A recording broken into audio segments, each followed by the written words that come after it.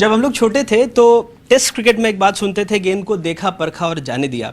लेकिन एक ऐसे क्रिकेटर आए हमारे देखते ही देखते जिन्होंने इस पूरी धारणा को बदल दिया। नजफगढ़ के नवाब वीरेंद्र सहवाग इस वक्त हमारे साथ हैं। आप इतने फंडे लाते कहाँ से?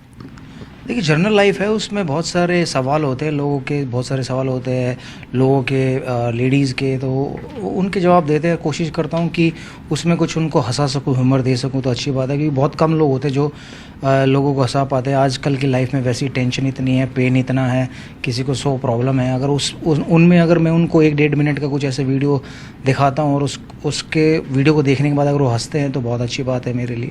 लेकिन शादी पर आपने इतनी बड़ी सलाह दे डाली, क्या इससे पहले आरती जी से बात हुई थी? देखिए, अगर बात करता तो शायद फंडेज ना निकलते क्योंकि अगर मैं परमिशन लेने जाता तो शायद मुझे मिलता नहीं, क्योंकि जो मैंने बोला अपने फंडे पे लड़कियों के बारे में, बीवियों के बारे में, शायद दूसरा कोई नहीं होगा जो ऐसा बोल पाएगा। तो मुश्किल होता है, बट ये उनको भी मालूम है कि ये लोगों को हंसाने के लिए और ऐसी चीज़ें कही जाती हैं इसलिए, क्योंकि हम बहुत सारे सीरियल्स देखते हैं, बहुत सारे प्रोग्राम्स देखते हैं टीवी पर, जिनमें ऐसे ही बातें कुछ यूज़ होती हैं।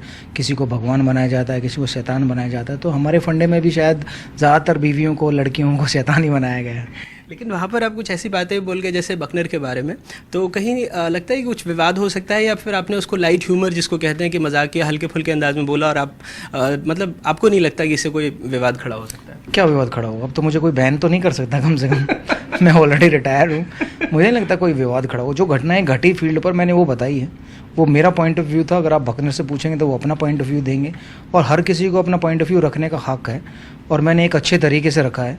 ऐसा भी नहीं कहा कि किसी की इंसल्ट की हो, बट ये ज़रूर कहा है कि मैं मजाक करता हूँ अंपायरों से बहुत। आप किसी भी अंपायर से पूछेंगे, चाहे कोई भी अंपायर हो, इवन चाहे धर्मसेना क्यों ना हो, जो रिसेंटली मैंने कमेंट्री करते वक्त डिसीजन रिव्यू सिस्टम को, धर्मसेना रिव्यू सिस्टम का, वो भी खुश जरूर होंगे, हंसेंगे ज़रूर कि अच्छा चलो कुछ फ़नी बात हुई, बट ऐसा मुझे नहीं लगता इससे कोई कंट्रोवर्सी खड़ी हो सकती है। आपने क्या डाला कि फेसबुक अगर ज़्यादा लाइक लेना है तो पहले इस लायक बनो।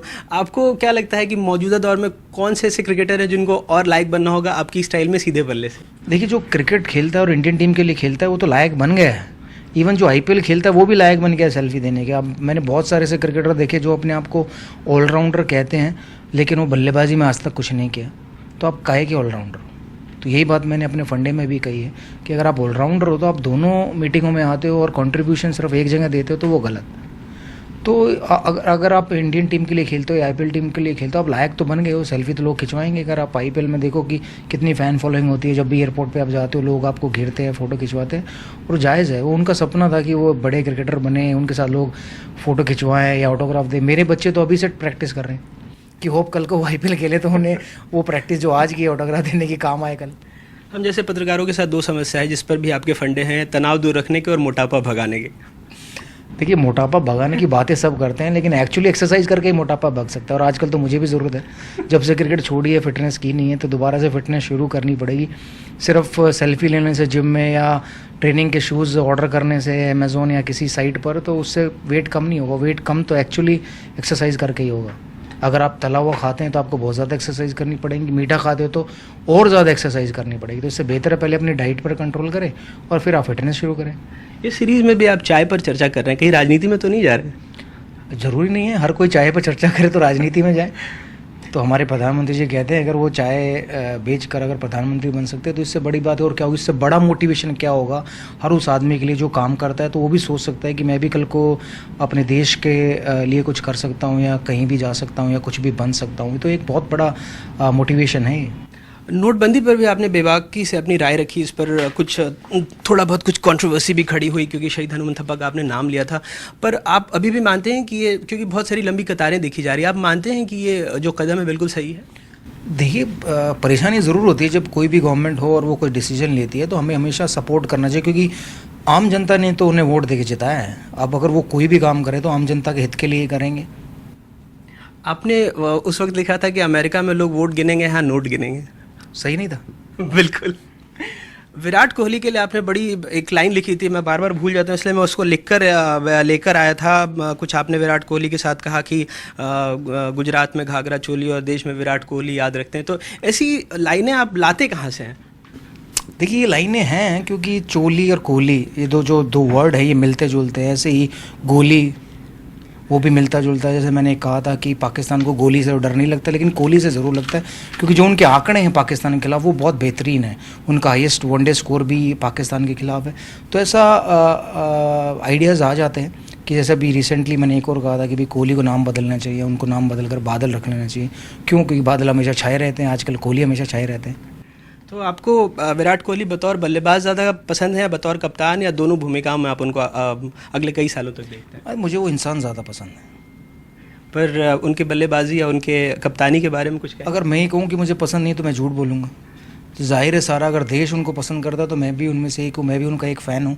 और मेरे बच्चे बहुत बड़े फ़ैन हैं विराट कोहली की। होप कि जब वो दिल्ली आए तो उनसे मैं उन्हें मिलवा सकूँ और उनके ऑटोग्राफ वो ले सकें। इंग्लैंड की टीम का प्रदर्शन बहुत ख़राब नहीं रहा है, जिस तरह की पिच पे उन्होंने बल्लेबाजी की और वापस आए। आपने उनके बारे में ट्वीट किया, किंग्स पेयर कहा एंडरसन को। इस बारे में कुछ सोच रहे थे या जब आपको अपनी कुछ पारियां याद आ रही थी? मैंने गलत कहा या वो? नहीं, बिल्कुल उन्होंने किंग पेयर बनाया नहीं, बनाया ना। तो जो दुर्घटना घटी है मैंने उसी को बयां किया है, अपने शब्दों में बयां किया है कि मैं भी बैंगलोर से दिल्ली आया, दिल्ली से लंदन गया, वहाँ से बाय रोड बर्मिंघम पहुँचा, वहाँ पर जाकर टेस्ट मैच खेला तो 2-0 बनाई। तो वही उसी का उदाहरण मैंने दिया कि वो भी इंजर्ड थे, पहले बॉम्बे लैंड किए, फिर वो बॉम्बे से राजकोट गए, राजकोट से वाइजैक गए, वाइजैक में खेले और वहाँ पर उन्होंने 2-0 बनाई। इस सीरीज़ के बारे में कोई अगला ट्वीट करने वाले हैं? अब तो मैं नेक्स्ट मैच में कमेंट्री करने जा रहा हूँ, तो सब कुछ वहीं कहूँगा। अच्छा, कई बार आपके कुछ ट्वीट्स जो होते हैं सोशल मीडिया प्लेटफॉर्म पर थोड़े विवाद होते हैं उससे, जैसे शोभा डे को लेकर आपने उस वक्त कहा जब साक्षी को मेडल मिला कि साक्षी के गले में जो मेडल है वो शोभा दे रहा है। तो आप ये सोचते हैं या एक ऐसी प्रतिक्रिया है कि अगर कोई चीज़ आपको परेशान करती हो तो फौरी तौर पर लिख देते हैं?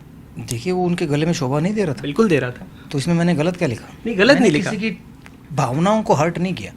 मुझे जो अच्छा लगा, मुझे जो लगा कि भाई वो मेडल इतना शोभा दे रहा है तो मुझे लिखना चाहिए, तो मैंने लिखा। चलिए, एक सवाल, क्योंकि आप क्रिकेट को लेकर भी बहुत कुछ लिखेंगे, हम उम्मीद करते हैं जो आप नया जो आपका प्लेटफॉर्म होगा, तो आपके दौर में जो कुछ विवाद हुए हैं जैसे धोनी को लेकर के या चैपल को, क्या उसके बारे में भी सुन सकते हैं, या बोर्ड के अंदर या मैदान में ड्रेसिंग रूम में कुछ बातें हुई हों?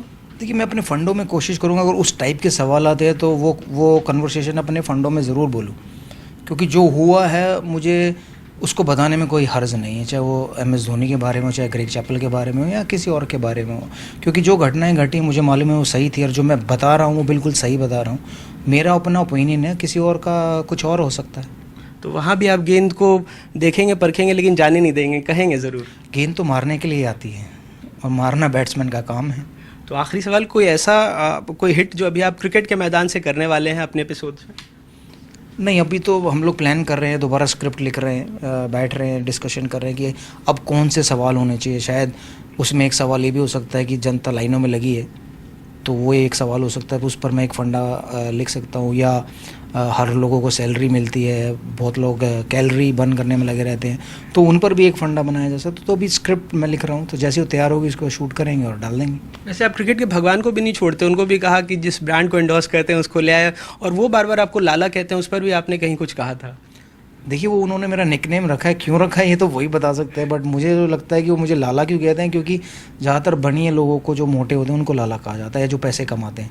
तो जो मेरी सोच है पैसे कमाने की, उसके पीछे शायद वो मुझे लाला कहते हैं। एक आखिरी सवाल है, विक्रम के उसमें इंटरव्यू में मैंने बहुत पहले सुना था कि आप जब भी पिच पर जाते थे, पहले भी एक बार कहीं सुना था, तो गाने गाते रहते थे। कहीं ऐसा इस प्लेटफॉर्म पर भी कोई गाने वाने गाएंगे क्या आप? कोई शौक गाने का आपको? जी, हमने गाने गाए हैं, वो भी आप सुनेंगे, वो भी रिलीज़ होंगे।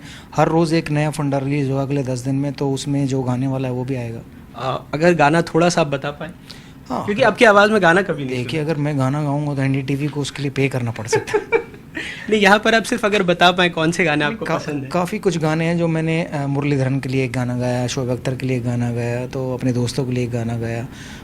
जब हम लोग रन नहीं बनाते तब भजन गाते हैं, रन बनते हैं तो फिर हम लोग बॉलीवुड सॉन्ग्स गाते हैं। तो उसमें बताया है क्यों करते हैं। कोई ऐसा भजन जो आप सिर्फ जिक्र करना चाहें? हाँ, मतलब साईनाथ के काफ़ी भजन थे, और 300 साल गुरु दे नाल ये भी एक भजन था जिसको हम लोग बहुत गुनगुनाते थे खेलते वक्त। चलिए, तो इस नए अवतार में हम वीरू को अलग रंग में ही देखेंगे, लेकिन यहाँ पर भी उन्होंने साफ कर दिया है कि वो गेंद को देखने परखने के बाद जाने नहीं देंगे, खेलेंगे ज़रूर। वीरू, हमसे बात करने के लिए बहुत बहुत शुक्रिया। धन्यवाद।